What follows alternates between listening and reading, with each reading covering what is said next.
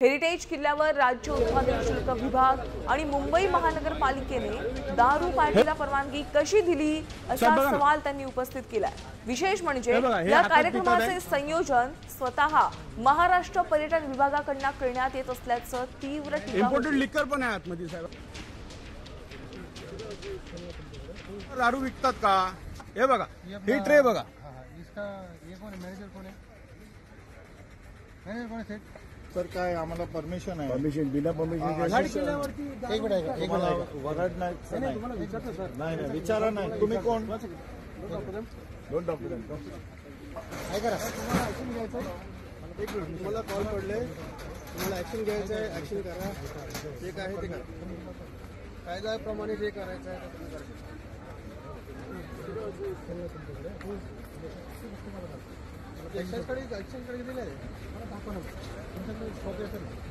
पण गड किल्ला आमचा मराठ्यांचा आहे। 1965 पोर्तुगीजच्या हातात होता, आता आमच्या मराठ्यांचा आहे। रायगड दारू पिणार का? हे गडाच्या खाली रेस्टरूम म्हणजे मुतायला पण गडाच्या खाली।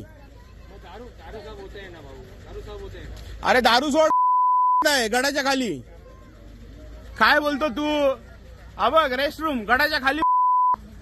भारतीय जनता पार्टीचा हा जो काय दुटप्पीपणा आहे, जो काय ढोंगी त्यांचा चेहरा आहे, त्याचा बुरखा फाडण्यासाठी हा जो काय काल स्थानिक तिकडचे जो काय रहिवासी आहेत ते तक्रार घेऊन तिथे गेले होते, तर तिथले मुजोर आयोजक सांगतात की परवानगी आम्हाला मिळालेली आहे। हे कसं काय मान्य आहे आणि हेरिटेज प्रॉपर्टीवर हे कसं काय होऊ शकतं? याचं उत्तर सांस्कृतिक मंत्री आदरणीय आशिष शेलार उर्फ कुरेशी यांनी देणं अत्यंत गरजेचं आहे। महाराष्ट्राला, मुंबईच्या जनतेला त्यांनी ह्याचं उत्तर देणं हे अपेक्षित आहे आणि पाहू ते आता उत्तर देतात की नाही।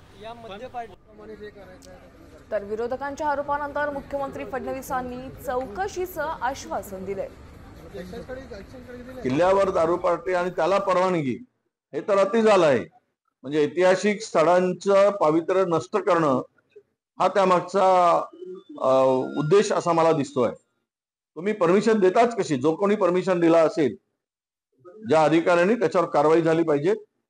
ऐतिहासिक स्थळामध्ये असे दारू पार्ट्या होता आणि उत्पादन शुल्क विभाग जर त्याला रितसर परवानगी देत असेल तर ते लाच घेऊन परवानगी दिलेली आहे, पैसे घेऊन दिलेले आहे आणि त्या पवित्र स्थळांचं पावित्र्य घालवण्याचं पाप या लोकांनी केलेलं आहे। अशा प्रकारची पार्टी व्हिडिओ मला काही लोकांनी सांगितलं, मी बघितलेला नाही, पण त्याला जर परवानगी दिली असेल तर कारवाई केली जाईल।